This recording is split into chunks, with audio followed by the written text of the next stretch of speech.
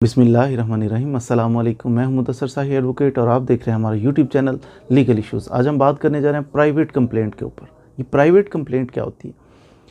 बाद दफ़ा हम कोई क्रिमिनल केस रजिस्टर करवाते हैं, एफआईआर लॉन्च करवाते हैं किसी थाने के अंदर, लेकिन पुलिस वाले कोऑपरेट नहीं करते। वो तो जनाब एविडेंस ज़ाया कर रहे हैं, वो तो बिल्कुल अगली पार्टी से मिल गए हैं। कुछ ऐसा हमें कोई तवक्को नहीं है कि ये कोई इंसाफ हमें इनसे मिलेगा। एक तो है आप इन्वेस्टिगेशन चेंज करवा लें, दूसरा ये है कि आप उनकी कोई कंप्लेन वगैरह करें, तीसरा ये है कि आप कहें कि मुझे बिल्कुल इन पे भरोसा नहीं है। एक अल्टरनेट है हमारे पास एफआईआर, दूसरा अल्टरनेट हमारे पास जो रेमेडी है वो है कि हम डायरेक्ट कोर्ट के अंदर प्राइवेट कंप्लेंट फाइल कर लें। 3 तरीक़ों से कोई भी क्रिमिनल केस जो है अदालत के अंदर चल सकता है। नंबर 1 कि एफआईआर दर्ज की जाए, फिर एफआईआर के ज़रिए पुलिस इन्वेस्टिगेशन करती है, जज साहब फिर एविडेंस रिकॉर्ड करके तो वो फैसला कर देते हैं। दूसरा प्राइवेट कंप्लेंट फ़ाइल की जाती है डायरेक्ट कोर्ट में जाके, तो हम कंप्लेंट फ़ाइल करते हैं। तीसरा ये है कि कोर्ट के अंदर कोई इंसिडेंट हो तो कोर्ट ऑब्ज़र्व करके सो मोटो एक्शन लेके कहते हैं आज जो जनाब आपने ये गलती की या गलत हो तो उसकी प्रोसीडिंग स्टार्ट की जा सकती हैं। आज हम बात करने जा रहे हैं प्राइवेट कंप्लेंट की कि बाज़ दफ़ा पुलिस ने गलत कर दिया, हमारा केस ख़राब कर दिया तो हम चुप करके बैठ जाएंगे। क्या करें, क्योंकि हमें मालूमात नहीं होती। तो आज हमने जो सीखना है वो है कि क्या करें अगर पुलिस ख़राब कर रही है हमारे केस को या हम उन पर भरोसा नहीं कर रहे तो क्या करें? प्राइवेट कंप्लेंट करें। प्राइवेट कंप्लेंट हमेशा मजिस्ट्रेट के पास होगी और ये ओरल हो सकती है, ये रिटन फॉर्म में हो सकती है। ये इन्फॉर्म करते हैं किसी अननोन पर्सन के ख़िलाफ़ या नॉन को पर्सन है उसके अगेंस्ट कि उसने जनाब ये क्राइम किया है, तो इसको जो है ट्रीट किया जाए, इसके ख़िलाफ़ कार्रवाई की जाए। कंप्लेंट हमेशा मजिस्ट्रेट को की जाएगी। जब आप कंप्लेंट फ़ाइल करते हैं तो उसके साथ मुतल्लिका डॉक्यूमेंट्स भी लगाते हैं। मिसाल के तौर पर अगर ऑलरेडी आप एफआईआर करवा चुके हैं तो उसकी कॉपी लगा दें, या कोई और इनक्रिमिनेटिंग मटेरियल आपके पास है, कोई चीज़ भी डॉक्यूमेंट्स पे आप रिलाई करते हैं वो आप साथ अटैच करेंगे। फिर आप अपनी जो कंप्लेंट आपने तैयार की है वो साथ लगा के कोर्ट के अंदर पहुँचें, कोर्ट के अंदर फ़ाइल करें। सबसे पहला काम कोर्ट क्या करेगी, मजिस्ट्रेट साहब क्या करेंगे? मजिस्ट्रेट साहब ये करेंगे कि जो कंप्लेनेंट है ना, मुद्दई है, जो बंदा जाके कंप्लेंट फ़ाइल कर रहा है, उसको ऑन ओथ एग्ज़ामिन करेंगे। तो ऑन ओथ उसको एग्ज़ामिन करने के बाद फिर कोर्ट की ये डिस्क्रिशन होती है कि कोर्ट समझती है कि इस केस में कुछ है, तो फिर सबसे पहले उसको एग्ज़ामिन किया कंप्लेनेंट को एग्ज़ामिन करने के बाद उसकी स्टेटमेंट लिखने के बाद ऑन ओथ उसके साइन भी लेते हैं। फिर जज साहब अपने भी साइन करते हैं। साइन करने के बाद अप्रोप्रिएट समझे तो कोर्ट जो है वो प्रोसेस इशू करे। प्रोसेस इशू क्या करना होता है? प्रोसेस इशू करना ये होता है कि किसी बंदे को समन भेजें। बाज़ केसेस उनमें समन भेजे जाते हैं, बाज़ केसेस उनमें वारंट इशू किया जाता है। ये इसकी डिटेल आप CRPC ज़ाब्ता फौजदारी के एंड पे जो शेड्यूल दिया गया है उसके अंदर लिखा है कि किस में समन इशू करना है और किस में नोटिस इशू करना है। तो वो समन और नोटिस इशू करने हैं, प्रोसेस इशू करना है या नहीं करना है, ये कोर्ट की डिस्क्रिप्शन है। बाद दफ़ा कोर्ट क्या करती है कि नहीं, ज़रूरत नहीं है, अभी मैं दूसरी पार्टी को नहीं बुलाता जिसके ख़िलाफ़ ये कंप्लेंट फ़ाइल कर रहे हैं। उसकी रीज़न ये हो सकती है कि कोर्ट सेटिस्फाइड नहीं है। फिर कोर्ट क्या करेगी? कोर्ट ये करेगी कि इंक्वायरी इनिशिएट करेगी, या खुद इंक्वायरी कर लेगी या किसी पुलिस ऑफिसर की ड्यूटी लगाएगी कि आप इंक्वायरी करके फ़लाँ मैटर में मुझे बताएं कि ये मामला क्या है, या किसी प्राइवेट पर्सन को भी कोर्ट कह सकती है कि आप इंक्वायरी करें और मुझे इंक्वायरी की रिपोर्ट पेश करें, उसके बाद फिर प्रोसेस इशू करें। जब तक किसी बंदे को सम्मन, किसी बंदे को जनाब नोटिस, उसके वारंट इशू ना किए जाए, उसे बुलाया ना जाए जिसके ख़िलाफ़ कंप्लेंट है, उसको मुलज़म नहीं कहना। उसको उस वक्त तक हमने कहना है कि ये बंदा द पर्सन कंप्लेंट अगेंस्ट,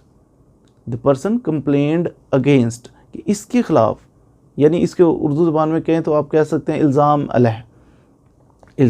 लेकिन जब फिर उसका वारंट इशू हो जाए या उसका समन इशू, कोर्ट समझती है कि ये केस इस काबिल है कि इसको चलाया जा सकता है, तो इसमें कुछ है, फिर कोर्ट उनको बुलाती है तो उनका वर्शन रिकॉर्ड करती है। तो जब बुला लेती है कोर्ट, किसी को तलब कर लेती है, उसके बाद फिर कहा जा सकता है कि ये मुल्ज़म है इस केस में। कोर्ट इसमें इसका प्रोसेस इशू नहीं भी कर सकती। कोर्ट बाज़ दफ़ा ऐसा है कि सेटिस्फाई नहीं होती, वो डिसमिस कर देती है कंप्लेंट, कहते हैं नहीं ये तो बनती नहीं। बाज़ दफ़ा कोर्ट्स की जुरिस्डिक्शन नहीं बनती, वो कहते हैं अच्छा आप मेरे पास कंप्लेन लेके आए, लेकिन मेरी तो ज्यूरिसडिक्शन नहीं बनती, फिर भी कोर्ट वापस कर सकती है कि फ़लाँ कोर्ट में जाएं, मेरी ज्यूरिसडिक्शन नहीं बनती, या उसमें है ही कुछ नहीं, कोर्ट समझती है झूठा केस है, इंक्वायरी के बाद उसे पता चला या वैसे प्राइमा फेशी पता चल गया, कोर्ट फिर उसको खारिज कर देती है। ये कोर्ट की डिस्क्रिशन है। जब कोर्ट कोई हमारी कंप्लेंट हम लेके गए हैं कोर्ट के पास, कोर्ट उसको खारिज कर दे, तो फिर हमारे पास क्या रेमेडी है? हमारे पास ये रेमेडी है कि हम उसको सेशन कोर्ट के अंदर रिवीजन फाइल कर सकते हैं कि जनाब ये देखें फ़ैसला किया इन्होंने मुनासिब नहीं। रिवीजनल कोर्ट क्या कर सकती है आगे? सेशन कोर्ट क्या करेगी? सेशन कोर्ट ये कर सकती है कि उस आर्डर को जो नीचे मजिस्ट्रेट साहब ने किया है, उस आर्डर को देखे, उसको इलीगल करार दे दे, उसको इनअप्रोप्रिएट करार दे दे, जनाब ये गैर मुनासिब है, इस किस्म के अहकामात जारी कर सकती है और उसको वापस रिमांड कर सकती है कि ये लो दोबारा इसको देखो, दोबारा आए, फिर भी मजिस्ट्रेट की मर्ज़ी है, वो जो चाहे फ़ैसला करे। तो ये चीज़ जो है ना, ये यानी अर्ज़ करने का मकसद ये है कि जो सेशन कोर्ट होता है, जो बड़ी अदालत है जिसके पास हम रिवीजन में गए थे, वो ऐसा नहीं कर सकते किसी को एक्विट कर दें, किसी को जनाब उसके ख़िलाफ़ खुद कार्रवाई करनी शुरू कर दें, नहीं, वो हमेशा रिमांड ही करेंगे। सिर्फ़ एक सूरत में रिमांड के अलावा भी कर सकते हैं, वो ये है कि जब किसी की सज़ा जो है ना वो बढ़ाने के लिए उनके पास जाएं, रिवीजन फाइल किया कि इसको इतनी सज़ा है तो ये बढ़ाई जाए, फिर वो बढ़ा सकते हैं। अच्छा जी 5 साल है, 6 साल होनी चाहिए, 7 साल होनी चाहिए, फिर वो कर सकते हैं। अदरवाइज़ वो नहीं करते, सिर्फ रिमांड करते हैं, वापस नीचे वाली कोर्ट को भेज देते हैं कि आप जनाब इसका फ़ैसला करें। हदूद केसेस में अगर मजिस्ट्रेट के पास कोई कंप्लेंट, हदूद केसेस में हमेशा कंप्लेंट फ़ाइल होगी, FIR नहीं होगी, कंप्लेंट फ़ाइल होगी। अच्छा कंप्लेंट फ़ाइल की मजिस्ट्रेट के पास, तो हदूद केसेस में सिर्फ जो कंप्लेनेंट है उसका ऑन ओथ एग्जामिन नहीं करना, बल्कि साथ गवाहान को भी बुलाया जाएगा कि गवाहान को भी लेके आए, उनको भी ऑन ओथ एग्जामिन किया जाएगा। ज़्यादा यानी हर चीज़ मुकम्मल है ये इस केस में, क्योंकि इनकी सज़ा थोड़ी ज़्यादा होती है, ये बड़े सीरियस नेचर के ऑफेंस होते हैं, तो फिर इनमें ज़्यादा तसल्ली करने के बाद जज साहब सबको ऑन ओथ करने के बाद एग्जामिन, उसके बाद फिर ये प्रोसेस इशू कर सकते हैं। इसमें ज़्यादा एहतियात करते हैं जज साहब, हर बंदे को ऑन ओथ नहीं। जज साहब क्या करते हैं, कंप्लेंट बंदा लेके आए उसको ऑन ओथ एग्जामिन करते हैं, ऑफ कोर्स करते हैं, लेकिन कुछ एक्सेप्शंस हैं। मसलन अगर कंप्लेंट फ़ाइल करने वाला वो कोई पब्लिक सर्वेंट है, तो फिर जज साहब उसकी कंप्लेंट जो है उसको ले लेंगे, लेकिन ऑन ओथ उसको एग्जामिन नहीं करेंगे। जैसे कोई पुलिस वाला है, वो कंप्लेंट फ़ाइल करता है, तो उसको ऑन ओथ एग्जामिन करना ज़रूरी नहीं है, पब्लिक सर्वेंट में आ जाएगा। फिर इसमें अगर कोई कोर्ट का आर्डर आता है, तो फिर उसके ज़रिए कोई कोर्ट कर रही है, या एक जज साहब में मजिस्ट्रेट साहब उन्होंने ऑन ओथ एग्जामिन कर लिया, उसके बाद केस ट्रांसफ़र होकर दूसरे कोर्ट में चला जाता है, फिर भी उनको ऑन ओथ एग्जामिन करने की ज़रूरत नहीं है। कुछ एक्सेप्शंस भी इसमें हैं। फिर इसके बाद कोर्ट अगर समझती है मुनासिब नहीं है, तो कोर्ट डिसमिस भी कर सकती है, इसमें केस को सुनने के बाद इसको फारिग कर सकती है कि ये बनता नहीं है केस। सारा प्रोसीडिंग करने के बाद फिर कोर्ट के पास ये इख्तियार है कि वो किसी की अटेंडेंस को वो एग्जाम्प्ट कर सकती है कि आप पेश ना होना चाहें तो आप ना हो, आपके प्लीडर, आपके वकील साहब पेश हो जाएं। इसमें भी सेम वही प्रोसेस होता है कंप्लेंट फ़ाइल करने में भी, कि आपने जब कंप्लेंट फ़ाइल करनी है, जज साहब ने सबसे पहले ऑन ओथ आपको एग्जामिन करने के बाद अगर मुनासिब समझते हैं, तो फिर आपके साइन लेने के बाद, अपने साइन करने के बाद मुनासिब समझते हैं, प्रोसेस इशू करें। नहीं प्रोसेस इशू करते, उसको रोकते हैं प्रोसेस को, तो पहले इंक्वायरी इनिशिएट करके खुद करें, किसी पुलिस ऑफिसर के ज़रिए करवाएं या प्राइवेट पर्सन के ज़रिए करवाएं, जो भी तरीक़ाकार हो। उसके बाद प्रोसेस इशू करेंगे। प्रोसेस 3 तरह से इशू कर सकते हैं, मसलन किसी को समन कर सकते हैं, वारंट इशू कर सकते हैं, किसी बंदे को जनाब उसका सर्च वारंट इशू कर सकते हैं, डॉक्यूमेंट प्रोड्यूस करने के लिए नोटिस कर सकते हैं।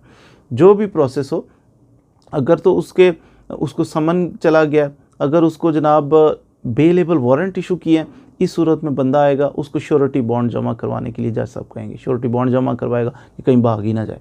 अगर उसके नॉन बेलेबल वारंट्स इशू हैं, तो फिर उस बंदे को कहा जाएगा कि आप ज़मानत करवाएं, वो ज़मानत करवा के आएगा। तो ये इस तरीके से उसको प्रोसेस इशू किया, वो बंदा आ गया, फिर नॉर्मल तरीके से ये कार्रवाई सारी चलेगी। मसलन उस सारे डॉक्यूमेंट्स उस बंदे को जिसके ख़िलाफ़ इल्ज़ाम लगा है, मुलज़िम है, सारे डॉक्यूमेंट उसको दे दिए जाएँ। कंप्लेंट जो स्टेटमेंट हुई है, जो एक्स्ट्रा डॉक्यूमेंट साथ अटैच किए, वो सारे डॉक्यूमेंट की कापी उसको प्रोवाइड की जाएगी। फिर उसी तरह इसका जो एलिगेशन है उसको प्रूव करने के मुद्दई की शहादत होगी, फिर जनाब अगर डिफेंस में वो कोई शहादत पेश करना चाहता है वो करेगा, उसकी 342 CRPC की स्टेटमेंट होगी, आर्गूमेंट्स होंगे, सारा प्रोसेस ड्रॉप करने के बाद जज साहब चाहें तो उसको सज़ा दें, चाहें तो उसको इसकी कंप्लेंट को डिसमिस कर। तो ये एक अल्टरनेट रेमेडी के तौर पर अवेल कर सकते हैं। बेसिकली कॉग्निजेबल और नॉन कॉग्निजेबल दो ऑफेंस होते हैं।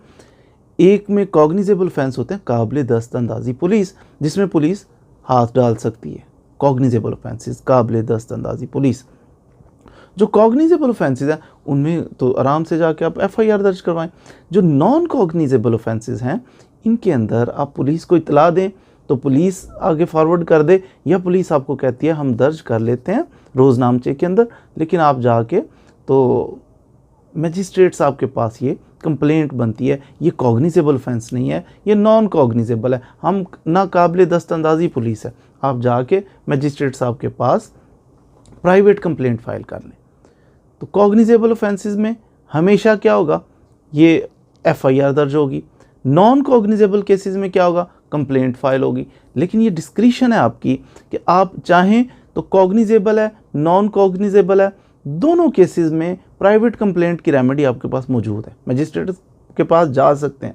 नॉन कॉग्निजेबल ऑफेंसेस में तो जाएंगे, लेकिन अगर आप समझते पुलिस सही नहीं चल रही, गलत हमारी एविडेंस को डैमेज कर रही है, फिर आप कॉग्निजेबल ऑफेंसेस में भी डायरेक्ट कंप्लेंट में चले जाएं, या FIR दर्ज करवा भी चुके हैं कॉग्निजेबल ऑफेंसेस में, फिर इसके बावजूद सेटिस्फाइड नहीं है तो आप प्राइवेट कंप्लेंट भी फाइल कर लें।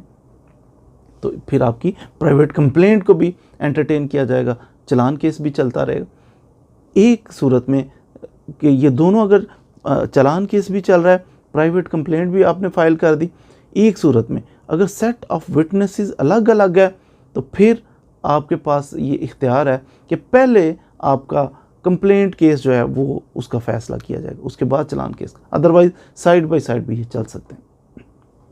उम्मीद है कि आपने आज के लेक्चर से प्राइवेट कंप्लेंट के बारे में कुछ ना कुछ सीखा होगा कि ये अल्टरनेट हमारे पास एक रेमेडी मौजूद है। सेक्शन 190 CRPC के तहत इसकी कॉग्निजेंस लेते हैं मजिस्ट्रेट साहब, सेक्शन 200 से लेकर 204-5 तक ये इसके बारे में मालूमात CRPC के अंदर मौजूद है। हमें कानून को सीखना चाहिए, क्योंकि कानून सीखा होगा, सुना होगा, समझा होगा तो फिर हमें पता होगा कि हमारे पास ऑप्शन क्या क्या हैं।